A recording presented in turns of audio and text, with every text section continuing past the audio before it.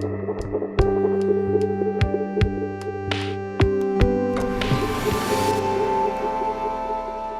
name is Emily Poirier and I'm the head of short film here at FNC and I'll be your host for this Q&A. Donc, je m'appelle Emily Poirier, je suis la responsable des courts-métrages au FNC et je serai la modératrice du Q&A. So you've just watched the program number 3 from the national competition. Donc, vous venez de visionner la compétition numéro 3 nationale. So in this program, you've watched À la maison de Renaud Ouimet, Benjamin Benny Ben de Paul Schkordorf, Lune de Zoé Pelchat, Father Neptune by Eric Horn, Chez les heureux de ce monde de Jean-François Sauvé et Écume de Omar Elami. So with us today for the Q&A, we have, avec nous aujourd'hui pour le Q&A, nous avons Renaud Ouimet. Bonjour. Paul Schkordorf. Hello. Zoé Pelchat. Allô. Eric Horn. Hello. Jean-François Sauvé. Salut. Et Omar Elami. Hi. Salut. Donc, tout d'abord, merci d'avoir accepté l'invitation puis d'avoir fait un Q&A en ligne avec nous. On sait que pendant le COVID, c'est pas toujours facile de présenter les films. So, thank you so much for accepting our invitation and presenting your film online during COVID. And we know that it's really weird. So we'll start with the first question and it will be in the same order that I presented you. So Renaud, you'll be the first one to answer everything. So the first general question, it's more like, can you introduce yourself, introduce your practice, and also introduce your film that is showing at FNC. Donc la première question est de vous présenter votre pratique en cinéma et présenter le film qui est au FNC cette année. Donc Renaud, tu peux y aller. En fait, je suis finissant, j'ai un baccalauréat en littérature à l'UQAM je me considère comme un autodidacte parce que dans les, disons, 6 dernières années, j'ai passé tout mon temps à faire des courts-métrages comme à la maison, qui étaient des expérimentations pour me découvrir, disons, tous des films autofinancés avec ma compagnie de production. À la maison, c'est une sorte d'histoire d'amour qui n'en est pas complètement une, mais qui en est peut-être une. Un film au départ, je devais faire un film très optimiste, disons. Un besoin personnel que j'avais de raconter une histoire comme ça et de continuer d'expérimenter la narration comme je le fais depuis le début. Et c'est ça. Ouais. Merci. So next one is Paul. I'm Paul Schkordorf. I'm a writer-director based in Toronto. I made Benjamin Benny Ben, which follows a young man on his way to a job interview. Kind of came from a personal place, just the sort of idea of self-worth and kind of identity and how job and labor are kind of wound up in that sort of relationship between the two. That's pretty much it. Try to make films that are kind of character studies, dealing with the interiority of people. And is it like your first, second, third film? This is my second short film. First time playing in Montreal, which is really exciting, and I'm really honored to be a part of it. Okay. Thank you so much, Paul. Pour la prochaine, Zoé. Oui, bonjour, moi c'est Zoé Pelchat, j'ai 30 ans, je suis réalisatrice et scénariste, je demeure à Montréal, puis le film que je vous présente aujourd'hui, ça s'appelle Lune, puis c'est l'histoire d'une ex-détenue qui vient juste de sortir de prison, puis on observe un peu sa quête de rédemption et de dignité à travers des moments passés avec elle. Fait que c'est ça. Puis moi, c'est mon premier court-métrage financé, disons, que je fais. Fait que je suis très excitée de le présenter au FNC. Merveilleux, merci. So next will be Eric. Hi, my name is Eric Horn. I'm a writer-director based in Vancouver. Father Neptune is my third short and second time playing at FNC, which is very exciting. It's one of my favorite festivals. And the film kind of follows the day in the life of a couple from a trailer park trying to steal a boat. Thank you, Eric. Donc, le prochain, c'est Jean-François. Salut. Oui, me présenter. Ben, dans le fond, moi, je suis réalisateur, photographe. Chez les heureux de ce monde, c'est mon premier short film. En fait, c'est la première fois que je peux faire une histoire narrative. Et puis, ça raconte l'histoire un peu complexe, mais d'un jeune homme qui est pris un peu dans ses rêves et puis qui est confronté à la dure réalité que les choses ne tournent pas comme il voudrait. Fait que, dans le fond, c'est ça. Merci.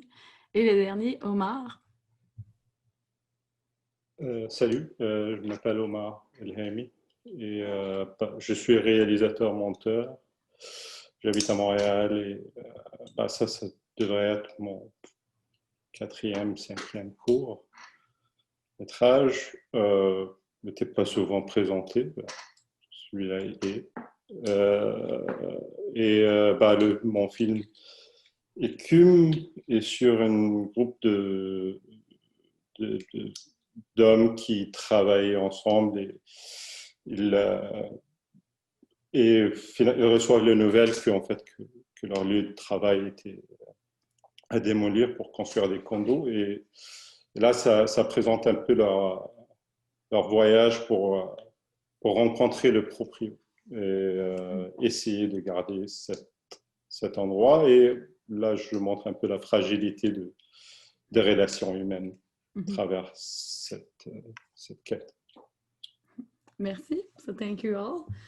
The second question is more like about your practice, like what interests you like in fiction and in cinema at large. So are you more focused on the aspect of filmmaking, like art direction, styling, cinematography, or your project are taking like the beginning with like the actors interaction, you like to work with the actors, or and what is your relation to everything linked to sound, soundtrack, music composition?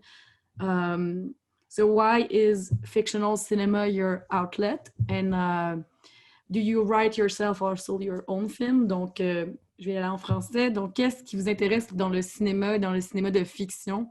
Est-ce que vous êtes plus interpellé par son aspect visuel comme la direction artistique, le stylisme, la direction de la photographie? Quelle est votre relation au son, au mixage, à la composition musicale? Sinon, est-ce que vous êtes plus interpellé par travailler avec des acteurs, travailler le jeu d'acteurs? Dans le fond, pourquoi vous avez choisi, dans ce cas-ci, le cinéma de fiction pour vous exprimer? Donc, on va commencer avec Renaud. Moi, comme je disais, pour mes études en littérature, tout a commencé avec le besoin d'écrire des histoires qui m'étaient très personnelles. Et peut-être là, c'était juste mes goûts de cinéphile qui m'ont amené vers ça, mais jusqu'à maintenant, j'ai toujours fait des courts-métrages très verbeux, très centrés sur le jeu d'acteur.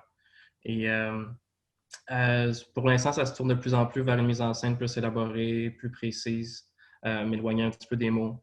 Même chose avec un mixage plus élaboré. Fait que pour l'instant, dans le futur, je ne sais pas exactement à quoi ça va ressembler, mais pour l'instant, c'est très verbeux et surtout une grande direction. J'aime beaucoup travailler avec les acteurs et passer beaucoup de temps à écrire et avec eux aussi faire des répétitions et travailler sur des façons que je n'avais pas prévues, disons, de faire le film. OK, merci. So we can already go to Paul. Yeah, these are really good questions. It's hard to talk about. No, I think I like character studies. You know, I love working with actors, and I think for me, every decision that's made in regards to the film, for me, has to come from the sort of emotional headspace, not only the headspace, but just the sort of emotional choices of the character. I think it's, you know, I think I like to use film, at least for the short form. It's a nice way to explore something maybe personal, something from your past, something that feels unresolved. It's a nice selfish excuse to sort of work through something you've been dealing with for you don't know how long. So for me, yeah, I like the subjectivity of film. I like how you can at least try or attempt to put the audience in the headspace of the character. And I think elements such as sound, camera work, angles, you know, point of view and things like that, that contributes to that feeling, or at least you hope that it does. But yeah, you know, I write my own stories. It's sort of a means to an end. Because I think for me, it's about trying to tell stories that feel necessary in some way, but also feel cinematic in terms of how you want to tell them. And that can sometimes be tricky to find things that maybe match up. both ways. But I love working with actors. It's fun. It's fun to work through a problem. It's fun to realize something doesn't work, and then you try something out, and then you're surprised, and then something unexpected happens, and that's the best. And I was really grateful to Anwar, the lead in my short film, who was quite just, I felt, brave, who was very giving, who was very just open to conversation between him and I about different ideas, and he brought so much of himself into that character, and I'm really fortunate to have met him. So yeah, everything for me just usually derives from the choices and feelings of the characters. Thank you. Donc on va continuer avec Zoé.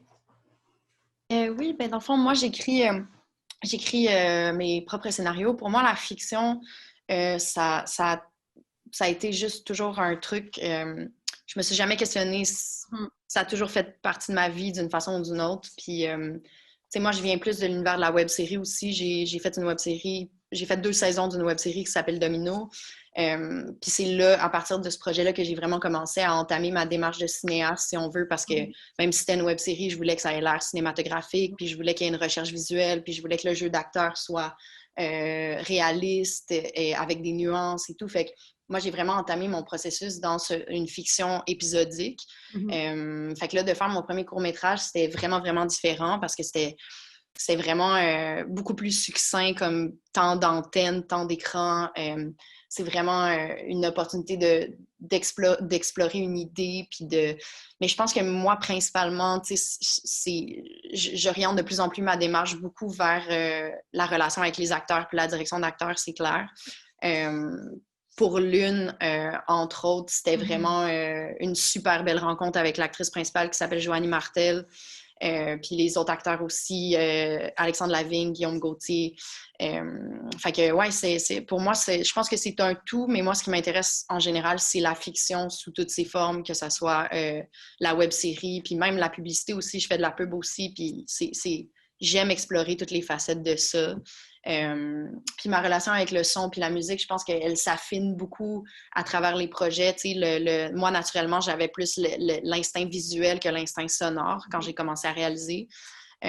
Puis plus t'en fais, plus tu te rends compte à quel point le son est tellement, tellement central à l'œuvre. Fait que je développe un peu plus puis l'aspect musical aussi, dans Domino, entre autres, il y avait vraiment beaucoup de musique. Fait que pour l'une, j'ai aussi exploré l'aspect musical avec un mix de chansons qui existaient déjà, puis une trame sonore scorée. Fait que j'ai joué plus avec ça. C'est la première fois que je faisais un score, en fait, pour un film. Fait que c'était vraiment le fun de travailler avec un compositeur.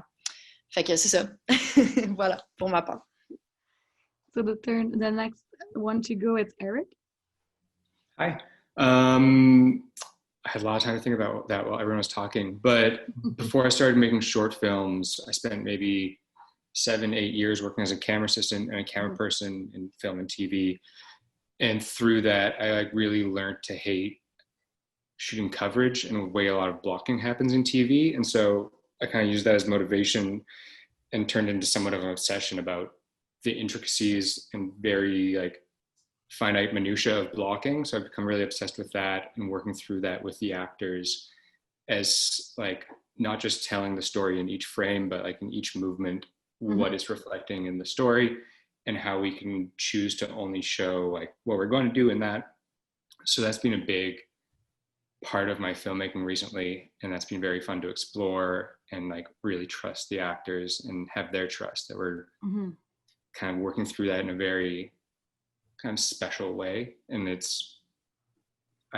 when I first started doing that with them, I was like, oh, this is going to be very realist. And then I watched it, I'm like, oh, this is not at all. There's some bizarre romantic version of realism that I've come to really fall in love with. And it's been a fun journey figuring out this specific look and feel that I'm trying to accomplish, and using the same people, same DP, and same composer every time. We're really dialing in a specific feeling of storytelling that we're going after.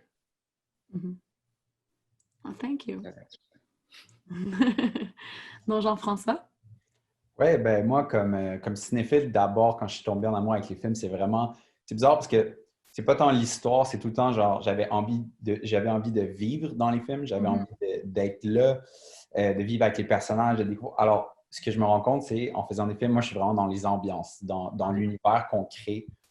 C'est ça qui me vient naturellement. Ça peut même presque être une faiblesse parce que, tu sais, vous voyez toutes les cinéastes qu'on vient de parler, tu sais, le narratif, c'est souvent ce qui est la première chose en cinéma. Puis, mais moi, je vous dis, c'est ça, ma passion, c'est vraiment genre l'univers qui nous amène parce que, tu sais, il y a des images et des sons, mais le personnage évolue dans un univers qu'on crée, tu sais. Puis c'est ça qui m'impressionne le plus.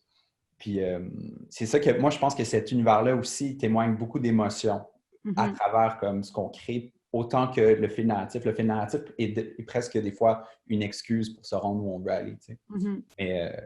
Mais après ça, c'est la beauté de notre métier de cinéaste, c'est de toujours trouver la façon d'amener le public là où on veut aller. Merci. Et maintenant, Omar? Moi, au contraire, au Jean-François, le temps de réfléchir, ça m'a fait plus me perdre dans mes réflexions. Donc, je suis plus perdu à propos de la question. C'est vrai qu'avec avec chaque film, il y avait des défis ou des intérêts qui changeaient avec l'âge, avec le temps, avec les gens que je rencontre, avec les cinéastes qui m'inspirent, avec les gens surtout que je rencontre. Et donc, pour le dernier, celui-là, Écume, c'était sur c'est des amis que j'ai fait depuis. J'arrivais pas vraiment à travailler avec des acteurs. Je sais pas, des acteurs professionnels. Peut-être, dans ce film, il y a un acteur. Oui, c'est ça. Il y en a un quand même. Ouais, mais il y a plusieurs. Je pense qu'il y a 3-4 qui sont professionnels, mais dans les acteurs principaux, il y a un qui est professionnel, Abdelrafou. Et lui, c'était un choix. Ce qui m'intéressait d'un peu jouer avec ces idées, je rencontre des amis et sûrement un certain crush sur et j'ai envie de découvrir plus sans que je devienne un peu pervers dans mes idées de cinéphile, mais de comment moi je me vois dedans, comment je pourrais réagir avec leur propre situation et comment moi je vis leur vie aussi. C'est très instinctif. Ouais, donc ça devient ma perspective à moi de parler de leur vie. Donc c'est vraiment beaucoup d'échanges et là je décide et collaboration avec eux dans cette façon. J'utilise des aspects de leur vie, mais en même temps, je ne mets pas leur vie. Ça devient un endroit fictionnel où c'est vraiment les émotions. Et après avoir écrit un scénario, je commence à enlever tous les éléments qui rendent le film un peu plus subtil ou un peu plus nuancé. Donc, le méchant n'a pas l'air méchant ou le gentil n'est pas vraiment gentil. Donc, donc, je commence à jouer un peu avec ces ficelles. Est-ce que c'est ça qui m'intéresse dans l'idée de fiction, que je peux commencer d'une idée de base et ensuite, il y a un grand terrain dans lequel je pourrais vraiment voyager et recréer les règles de vie, recréer un peu et complexifier un peu les situations. Je trouve ce jeu, après la discussion avec le DOP dans la mise en scène, ça vient enrichir encore le processus, toute l'inspiration de l'art en général, et comment les gens arrivaient à s'exprimer de leurs émotions à travers le médium qu'ils ont choisi, comment moi je pourrais voyager dans leur monde et réutiliser leurs inspirations pour m'inspirer. Et pareil, avec le son, ça devient comme un autre élément. Recherche en soi. Donc, ça dépend avec chaque projet. J'avoue que j'essaie de ne pas rester avec le même processus avec chaque projet. J'essaie de vraiment découvrir ce que je ne connais pas. En fait. Ben, ayant vu ton film précédent, je te dirais que j'ai été très surprise par Écume.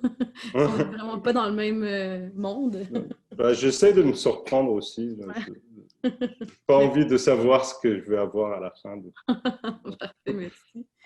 And I'm going more into specific questions. Je vais aller dans les trucs un peu plus spécifiques. On va retourner à Renaud, en fait, avec ton histoire qui est une histoire d'amour, d'amitié, pas d'amitié. Qu'est-ce que tu voulais? C'est quoi l'inspiration derrière ce genre d'ermite qu'on trouve en forêt, mais qui se laisse amadouer par cette fille qui vient aussi dans cette forêt pour se ressourcer? Euh, Premièrement, comme je disais, pour une place très personnelle, un certain besoin que j'avais de raconter cette histoire-là, qui était une histoire d'amour très, très, très simple, qui se voulait très simple, mais en même temps qui traitait de sujets très, très complexes, très grands, essayer de trouver un juste milieu entre ces deux extrêmes-là.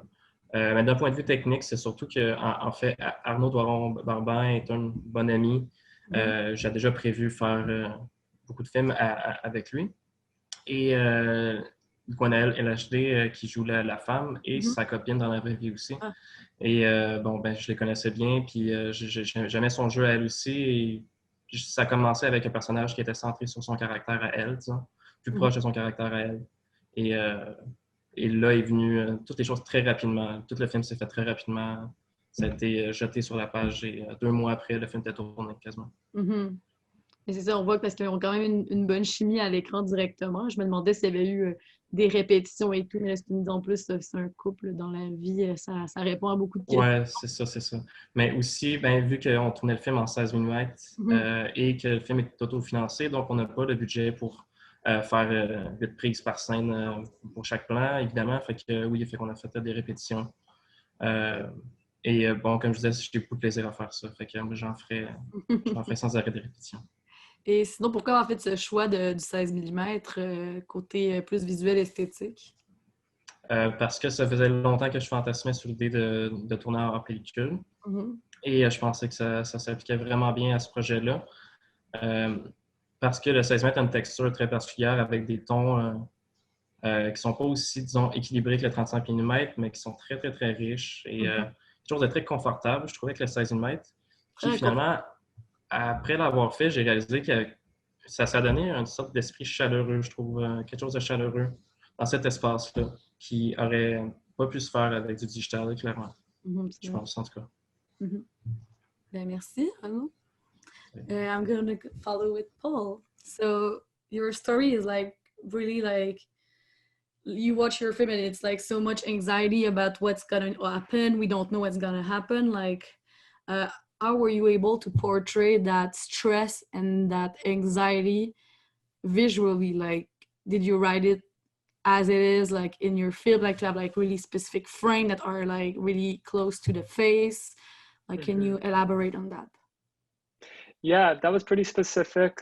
It's funny, I think for the longest time, I was watching a lot of old Alan Clark films, so Contact and Elephant and Christine. I loved the way that he used Steadicam in this really verite kind of way. So that was going to be the choice for the longest time. And then as the kind of script passed through different iterations and we got a little bit closer, it just felt like maybe Steadicam would feel a little bit too dreamy. And then I watched Son of Saul.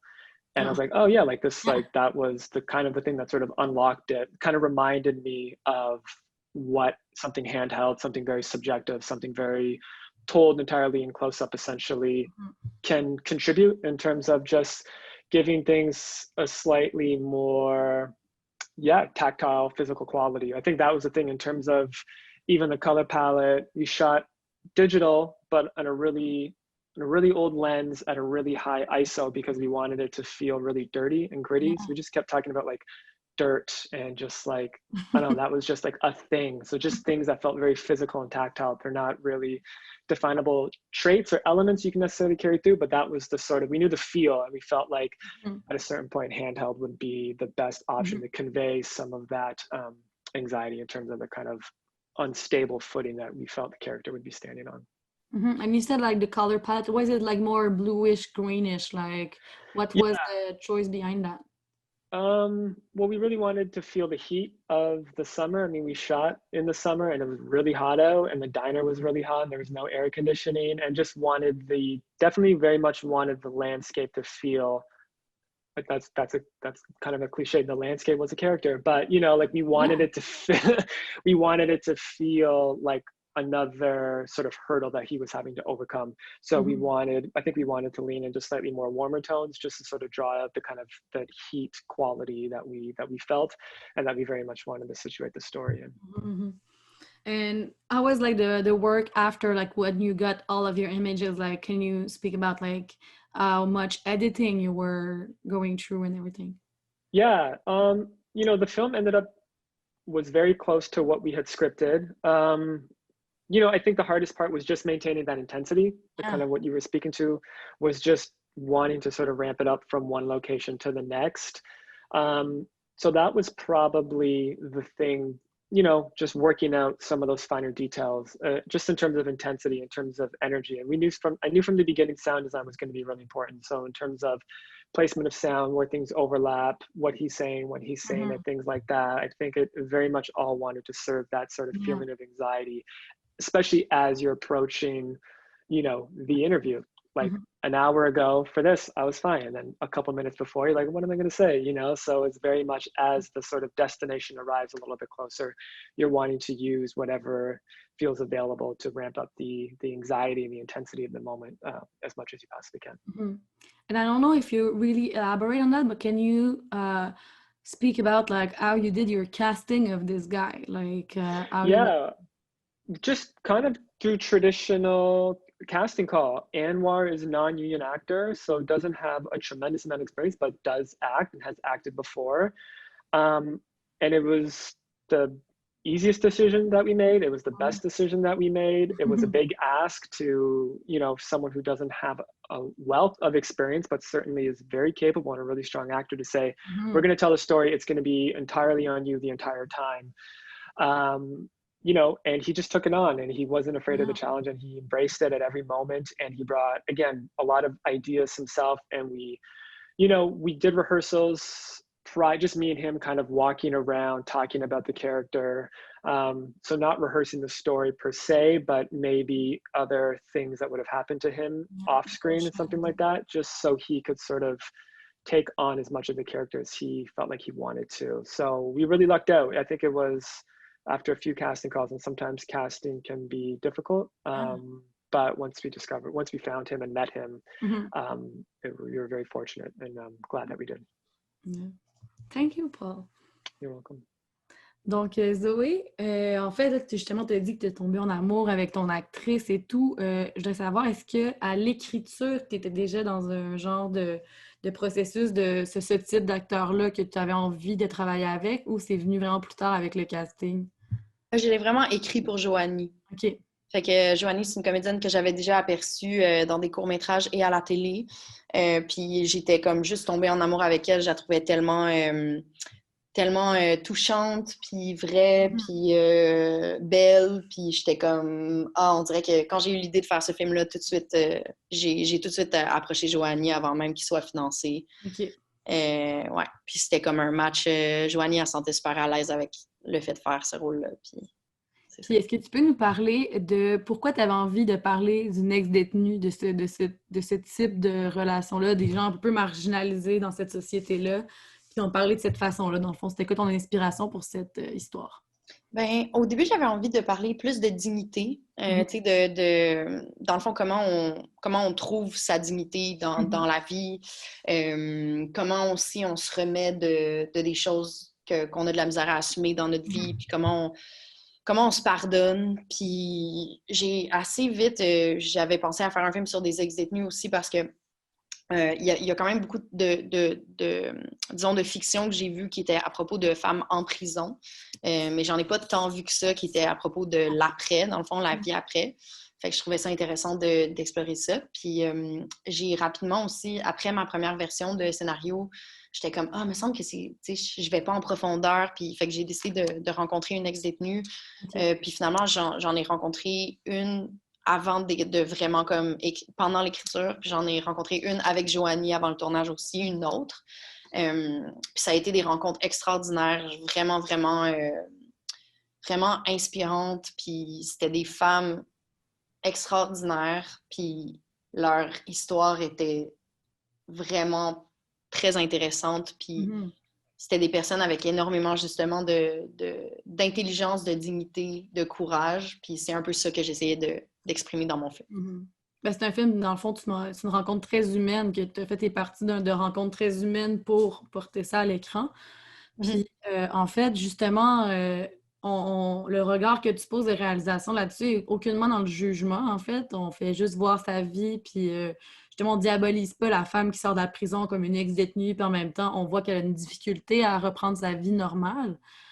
Aussi, comment t'as pensé justement de passer de la web-série au court-métrage? Est-ce que tu as vu des choses dans ta réalisation changer, dans ton esthétique? Est-ce que tu as des choses que tu sens que tu as plus de liberté en court-métrage ou en web-série?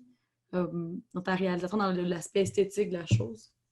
Je pense que la différence, c'est qu'avec Lune, j'ai vraiment, vraiment eu le temps d'y penser. Fait que je pense que mon approche était comme plus réfléchie. Par rapport à Domino, mettons, qui est vraiment... ben, tu sais, je préparais quand même mon découpage puis tout le kit, mais je pense que Domino, il y avait des codes pour moi qui étaient vraiment clairs. Lune, ça m'a pris plus de réflexion avant de dire OK, ben... au début, on va plus la cadrer au trépied parce qu'elle est plus pognée dans sa vie. Puis, d'avoir plus... Moi, c'était plus ça l'approche que j'ai... Tu sais, que la caméra épaule s'insère un peu dans le film progressivement à mesure qu'elle se libère un peu de sa vie. Fait que j'ai plus comme... Je pense que j'ai un petit peu plus réfléchi au découpage. Puis ouais, d'un point de vue formel, je pense que c'est pas si loin de ce que j'ai fait avant. Mais je pense que ouais, j'ai juste plus eu le temps d'y penser, je pense. Ben, merci beaucoup, Zoé. Merci. So, Eric, it's your turn. So, this film is kind of like we were following two people that are in love and want to steal a boat to kind of live their love, as I can say. Why you wanted to share that story and with that kind of particular people that are kind of like not trashy, but they like wants to steal a boat and they are like weird. So can you elaborate on like your relation to this story? Yeah, I think most of my films this far kind of deal with people. Like the town I grew up in is essentially just like a few trailer parks surrounded by two private schools. So my relation to like class disparity growing up was quite interesting because like on a small town in Canada, I think there's these everywhere. And I just like love these little couples that I would grow up around that are not like not classy, but like have very small moments of like pure love expressed in very bizarre, often over the top ways. Yes. And like either you'd be a part of it or witnessing it, or you'd be around it in some capacity. And it's just, you're like, what the fuck are you doing? Like these decisions you're making are not good, but I get why you're making them. And like, I'm still kind of behind it. And I just like, I love like the people I grew up with. And I think they're just interesting stories and interesting characters. And yeah, so, they are lovable. That they are not like not lovable character. They are lovable. They are weird, but like, you're like, okay, I understand where you come from. I don't know why you want to steal a boat in that way, but like, it's really interesting. And I think compared to your previous film, it was less grainy, your approach to image and everything. So can you speak about your approach to your frame and your quality of image? We just wanted like, me and my cinematographer, Cole Graham, we spent a lot of time looking at a lot of Degas beforehand. And these very just like, of course, still images, but like with strange placements in the frame, specifically the riders, like the jockeys of Degas, with the pole right in the middle. And we really wanted to just like let these colors just smash us with strange things in the frame and help that kind of like embrace the dichotomy of the situation they're in and hopefully accomplish that in some sense. And how did you work with sound? Was it like all after that you started to work on it, or it was like in the screenplay directly? One part was in the screenplay directly, which was a song that plays at the end of the film. Yeah. Which inspired a lot of the film. And I think just like growing up, I grew up working on tugboats, and my dad's a fisherman, and I think my relation to the sea is just like very obsessive and something paternal about it. And then I wanted to really tie that in with them using the sea as an escape from the situation they're in and stealing a boat. And then that song ties in quite lovely with it. Mm-hmm. Cool. Thank you so much, Eric. Jean-François, on n'a pas encore beaucoup parlé de l'histoire en soi de ton film, mais est-ce que tu pourrais nous raconter justement pourquoi tu avais envie de parler de ces jeunes-là, de cette disparité-là avec la maison à Laval qui est très riche, la fille qui sort d'une opération de chirurgie esthétique, qui se fait refaire les seins, mais que ça tourne un peu au vinaigre. Est-ce que tu pourrais nous parler de la genèse, en fait, de ton scénario, puis de pourquoi tu voulais parler de ces sujets-là?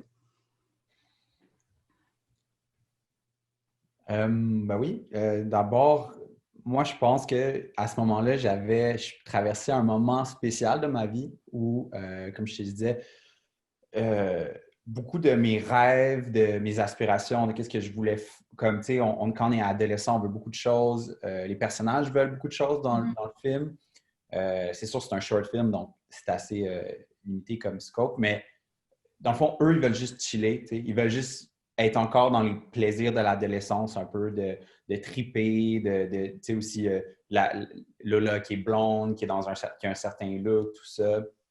Et puis un peu la société consumériste, de genre désirer des choses, désirer des maisons, tout ça. Puis naïvement, ils pensent que tout ça va leur amener le bonheur, en fait. C'est ça la base du truc, c'est comment, en fait, en tant que jeune, des fois, on peut croire ces choses-là, puis rapidement, ils font face à la réalité que finalement, ça ne tourne pas du tout comme ils veulent, ça tourne même un peu au cauchemar, puis finalement, ils se retrouvent plus confrontés à eux-mêmes dans ça que d'en retirer quelconque plaisir. Donc, c'est pas mal ça. Oui, puis en fait aussi, ce qui est intéressant, c'est que c'est dans la forme que tu as utilisée pour faire le film, dans le fond, ton genre de noir et blanc, les inscriptions... Peux-tu nous parler de tes inspirations et pourquoi tu as fait ces choix créatifs-là, en fait, de mettre des phrases, de mettre ça en noir et blanc, d'avoir des différents moments, en fait, puis des blacks entre certains trucs? Oui, ben c'est sûr qu'il y a un côté très intuitif. J'ai vraiment voulu comme un côté presque free jazz dans, tu sais, aussi avec mon travail avec le directeur photo, il y a comme on est vraiment dans l'intuition pure, puis je pense que c'est ce que j'aime le plus du film, c'est l'espèce de bouillon de création qui s'enligne vers en tout cas, ce que je peux te dire, au niveau du noir et blanc, c'est sûr qu'il y a l'idée que ça transforme le tout en un genre d'opéra. Je ne sais pas comment expliquer, mais ça dramatise le tout d'une façon. Oui. C'est une histoire qui pourrait être anecdotique en quelque part, tu sais, mais finalement, avec la musique, on en crée une espèce de dramaturgie, là, genre comme... À un autre niveau, là. À un autre niveau, tu sais. Fait que c'est ça c'était ça que je souhaitais faire, c'est ça que... Puis les inscriptions, ben, c'est encore une fois, c'est comme une façon d'incarner le personnage aussi, tu sais, que Léo, ben, un peu de se mettre à sa... Tu sais, d'un peu rentrer dans sa peau, d'avoir de l'information qu'on n'aurait pas eu autrement. Parce qu'il ne parle pas beaucoup, Léo. Il est très intérieur. Fait que j'essaie de trouver une façon comme un peu comme un romancier de parler un peu de ses émotions, ce qui n'est pas nécessairement si facile que ça. Fait que j'ai trouvé que les écritures écrites, c'est comme si c'était lui qui l'avait écrit. Donc, c'était comme... C'est de livrer un journal, c'était comme ça. Oui, exact. Cette personne-là, de toute façon, ne parle pas, mais nous, le spectateur, on avait accès à ses confidences. Exact, tout à fait. Cool, ben merci Jean-François. Merci à toi. Donc, Omar, le dernier avec nous.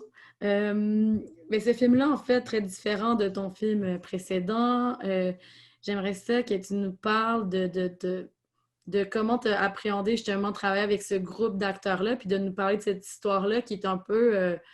qui est triste. C'est vraiment un lavoto, c'est des gens qui travaillent là depuis des années, puis si le lavoto ferme, ils se retrouvent sans boulot et c'est vraiment difficile pour eux. Et là, dans le fond, ils veulent retrouver ce lave-auto-là, ils veulent changer l'idée du propriétaire. Pourquoi tu avais envie de travailler dans ce milieu-là puis dans ce style d'histoire-là? Ah, euh, je pense que si je, en fait, pourquoi je voulais écrire cette histoire? Ben, je voulais pas je pense que dans tous mes travaux, il y a quelque chose qui est constant, c'est le fait qu'il y a les idées de marginaux, Mhm. marginaux dans un sens un peu vague et vaste en même temps. Où, euh, donc, pour moi, c'était très simple. Pas la base de c'est comment rendre fragile une, un groupe d'amis qui sont ou qui pensent qu'ils sont très amis, qui vont Mhm. jamais se séparer. Et ce film, comme Tartarus, comme celle d'avant, était écrit avec Paul Chotel et Jonathan Mhm. Beaulieu-Cyr.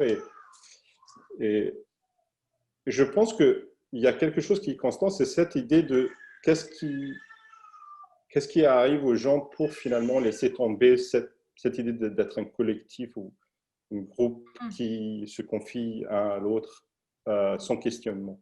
Sans question, puis ils essaient de régler les problèmes entre eux. Exactement. Et, et donc, moi je pense que peut-être la proposition narrative a changé, mais un peu le plot bah, n'a pas, ou le plot a changé, mais pas le sens ou pas les ambitions derrière, Non, pour non. moi, dans le film en tout cas, de comment amener certains personnages d'une idée d'une collectivité à une solitude Ouais, éternelle, disons. ouais, Et là, j'utilise des éléments qui sont différents. Comme, avant, c'était un restaurant, maintenant, c'est un car wash. ouais. Après, les outils, pour moi, cinématographiques pourraient se ressembler, mais pas le fond Et le même. est le même quelque part, malheureusement, parce que j'ai envie de faire aussi autre chose Ouais. dans ce sens-là. Mais je pense que ce qui était différent pour moi aussi, c'était l'idée de comment être beaucoup plus précis dans le niveau Mhm. de mise en scène. Donc, Ouais, c'était vraiment plus concis. Tu sais, j'allais pas dire psychédélique pour Tartarus, mais tu sais, c'est un peu plus éclaté. Tu sais, ici, on est dans quelque chose de comme plus naturaliste, presque, je dirais pas de documentaire, mais tu sais, on est vraiment plus dans leur vie naturelle, là, tu sais. mhm. Mais en même temps, ce n'est pas. Donc, c'est pas Ouais, le personnage qui arrive, c'est un doctorat de physique. ouais, c'est ça qui Donc, est fou. un prof de. Donc, c'est vraiment, tu amènes les gens, tu changes leur environnement et tu laisses un espace pour qu'ils s'expriment de leur façon, mais tu changes l'environnement, qu'est-ce que ça donne au résultat final? Donc, Mhm. euh, je pense que c'était un peu le même dynamique que j'ai utilisé pour le Ouais, film précédent, mais ça reste qu'il y avait, comme tu dis, c'est vraiment une mise en scène beaucoup plus concis et beaucoup plus travaillé avec le DOP et les mhm. producteurs. Et c'était un truc qui, qu'à la fin, la différence, je trouvais une grande difficulté à monter le film précédent, mais celui-là était dans le montage et tout. Je pensais que j'étais beaucoup plus clair Mhm. dans, dans, dans cette idée de la solitude finale, Ouais, ouais, ouais. se finir seul. Mhm. Donc, euh, à la fin, oui, ce qui m'inspire généralement, je passais beaucoup de temps ici. Maintenant, ça fait 10 ans que je suis à Montréal et tu vois comment le truc se renouvelle Ouais. autour de nous en permanence, enfin, dans le monde entier, surtout maintenant. Et finalement, on trouve que il y a le conflit, l'idée de classe commence, de classe sociale commence à changer aussi autour de nous, mais d'arriver à dire que ça c'est une classe et ça c'est une classe, c'est plus clair. Non. Mais c'est comme on est une société qui commence à se battre entre nous quelque part. Mhm. Et bah, les gens qui sont plus forts sont plus invisibles. Disons. Ouais. Donc, ouais, bah, c'était un truc que j'aimais beaucoup découvrir avec ce film, comme des émotions sans dire. Beaucoup de travail d'acteur, ouais. Oui, oui, justement, il y avait beaucoup de ça. Ben, merci, Omar. Merci. Ben là, je vais vous demander, est-ce que vous avez un mot de la fin, quelque chose que vous avez envie de parler de votre film qu'on n'a pas parlé? Do you have any last words you want to share with us about your film or else? Nope, it's okay.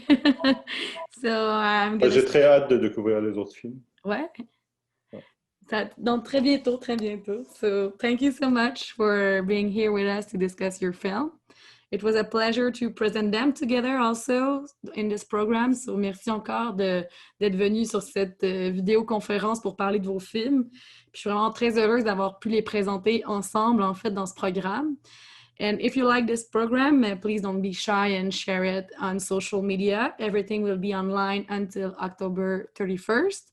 So feel free to discover loads of films and programs on the FNC platform. Donc, si vous avez aimé le programme, partagez-le en ligne sur les médias sociaux. Et nous serons en ligne jusqu'au 31 octobre.